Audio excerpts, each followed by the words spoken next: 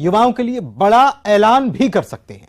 भारतीय जनता युवा मोर्चा के प्रदेश अध्यक्ष वैभव पवार ने बताया कि प्रदेश के युवाओं की दशा बदलने के लिए यह संवाद कार्यक्रम मील का पत्थर साबित होगा। बीजेपी अपने चौथे कार्यकाल के 3 साल पूरे होने पर मध्य प्रदेश के युवाओं के लिए युवा नीति लेकर आ रही है और इसके लिए पहले प्रदेश भर के युवाओं से संवाद किया गया था, उनसे ये जाना गया कि आखिर वो किस तरह की नीति चाहते हैं। और अब से कुछ देर पहले ही मध्य प्रदेश युवा मोर्चा के जो प्रदेश अध्यक्ष हैं वैभव पवार जी मुख्यमंत्री जी से मिलकर आए हैं। सीधा उनसे जानेंगे। भाई साहब, कल युवा नीति आ रही है, फाइनल मुख्यमंत्री जी से बात हुई, क्या कुछ खास रहने वाला है मध्य प्रदेश के युवाओं के लिए इस नीति में? नमस्कार। मध्य प्रदेश में युवा नीति आ रही है, ये बड़ा हर्ष का विषय है। मैं सभी युवाओं को मध्य प्रदेश की बधाई देना चाहता हूँ और आदरणीय मुख्यमंत्री जी को भी धन्यवाद देना चाहता हूँ कि बहुप्रतीक्षित मांग जो मध्य प्रदेश के युवाओं के विकास के लिए एक बड़ा कदम आदरणीय मुख्यमंत्री जी उठाने जा रहे हैं।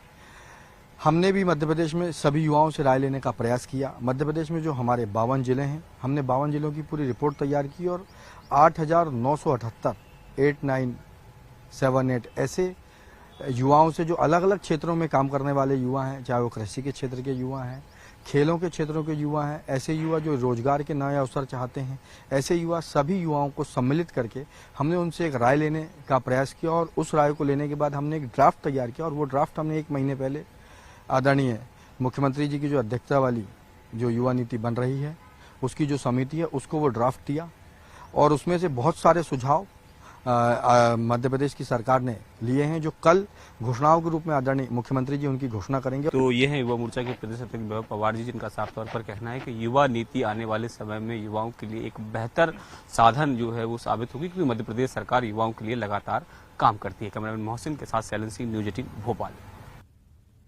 असम के मुख्यमंत्री हेमंत बिस्व शर्मा के विशेष आग्रह पर बागेश्वर धाम पीठाधीश्वर धीरेन्द्र कृष्ण शास्त्री गुवाहाटी पहुंचे। इस मौके पर मुख्यमंत्री हेमंत बिस्व शर्मा ने बागेश्वर धाम महाराज का आशीर्वाद लिया। इसके बाद उनको बागेश्वर सरकार कामाख्या मंदिर पहुंचे। मां कामाख्या के दर्शन उन्होंने किए।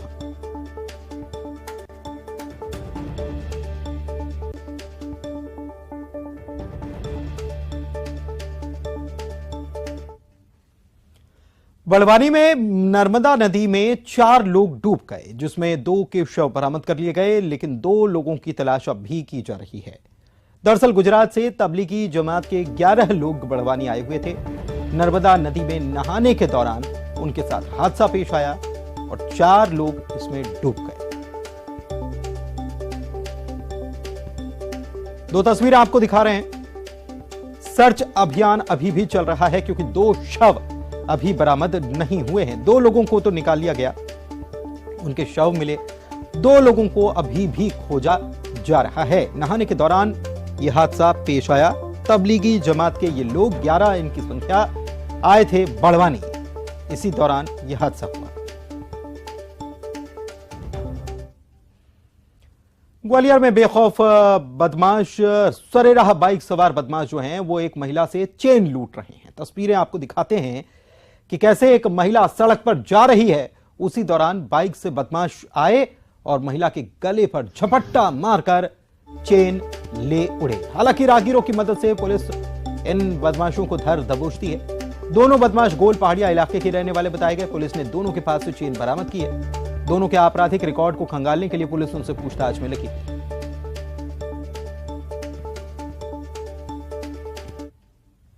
जो भी इसमें जो एक्यूज्ड हैं दोनों, उनका आपराधिक रिकॉर्ड अभी खंगाला गया। उसके अभी तक आपराधिक रिकॉर्ड नहीं है और भी थानों में ओपन चेक करेंगे, हो सकता है कहीं और या किसी और क्षेत्र में भी इन्होंने ऐसी घटनाओं को किया हो। तो अभी इनको कल न्यायालय में पेश किया जाएगा और उसके बाद जो है और भी तहकीकात किया जाएगा कि पहले ये कहाँ पर बेचा करते थे, किसको सप्लाई किया करते थे, ये क्या ये इस पैसों का कोई और दुरुपयोग क्या करते थे, तो और वो विवेचना का विषय रहेगा। अभी तक जो है हमारे सामने ये आया है कि ये जो है इनकी बाइक जब्त हो गई है और दोनों आरोपी अरेस्ट हो गए हैं और जो चेन है वो भी बरामद हो गई।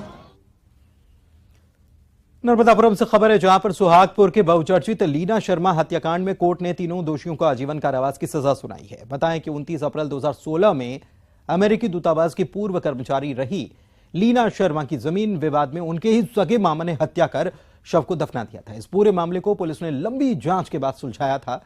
पुलिस ने इस मामले के तीनों आरोपियों को गिरफ्तार किया था।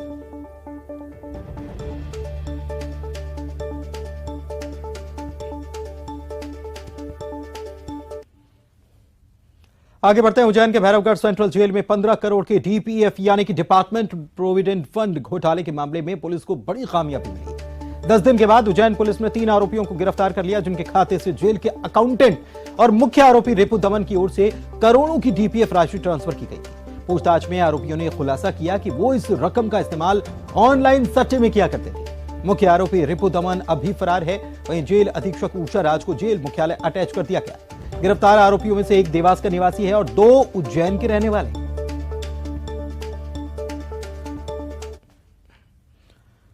और चलिए आगे बढ़ते हैं, शक्ति के महापर्व की बात करते हैं। नवरात्र पर मां के जयकारों की गूंज सुनाई दे रही है। आस्था की ज्योति जगमगा रही है।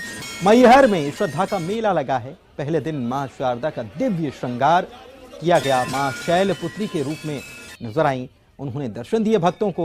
आगर मालवा में मां बगलामुखी का दरबार भी सजा हुआ है। तो वहीं बुरहानपुर में बहुचरा माता मंदिर में भी श्रद्धालुओं की भीड़ उमड़ी। शाजापुर में राज राजेश्वरी मंदिर में महाआरती की।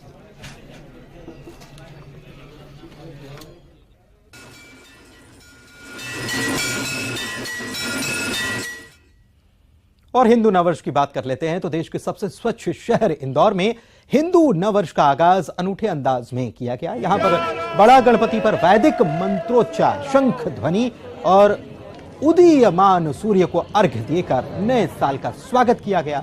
इस कार्यक्रम में कैलाश विजयवर्गीय, इंदौर सांसद शंकर ललवानी, मेयर पुष्यमित्र भार्गव और आईडीए के चेयरमैन जज जयपाल सिंह चावड़ा शामिल हुए।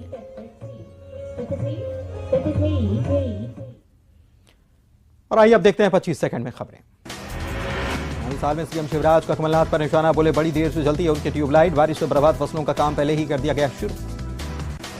सीएम हाउस में शिवराज सिंह चौहान ने लाडली बहनों से किया संवाद, बोले लोगों की जिंदगी बदलने के लिए बना हूं मुख्यमंत्री। इंदौर के दूसरे कमिश्नर के तौर पर पदस्थ हुए मकरंद देवस्कर ने इंदौर कमिश्नरेट का अफसरों ने किया स्वागत। पहले हरिनारायण चारी मिश्र थे इंदौर के कमिश्नर।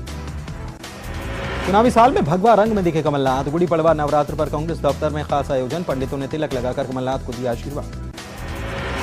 जबलपुर के पुलिसकर्मी के फंदे से लटकती मिली लाश। सोनघाट के जंगल में मिला शव। नरसिंहपुर के रहने वाले सुरेश चौधरी 17 मार्च से थे लापता। इंदौर में महाकाल गान का दूसरा वर्जन लॉन्च। गायक कैलाश खेर ने लॉन्च किया गान मेरे महादेव का मनन नाम से आया दूसरा। उज्जैन पुलिस को बड़ी कामयाबी, 15 करोड़ के डीपीएफ घोटाले में 3 गिरफ्तार। मुख्य आरोपी रिपु दमन अभी फरार। बालाघाट के मलाज खंड की खदान में बड़ा हादसा। हिंदुस्तान कॉपर लिमिटेड की खदान में हादसा। एक मजदूर की दबने से मौत, 4 गंभीर रूप से घायल। भोपाल में ISSF shooting world cup 10 metre pistol पुरुष वर्ग में भारत का दबदबा। सरबजीत सिंह ने 10 मीटर पिस्टल में जीता गोल्ड। जबलपुर में 3 साल की मासूम से दरिंदगी, माता पिता के साथ खेत में सो रही आदिवासी बच्ची को उठा ले गया दरिंदा। जांच में जुटी पुलिस।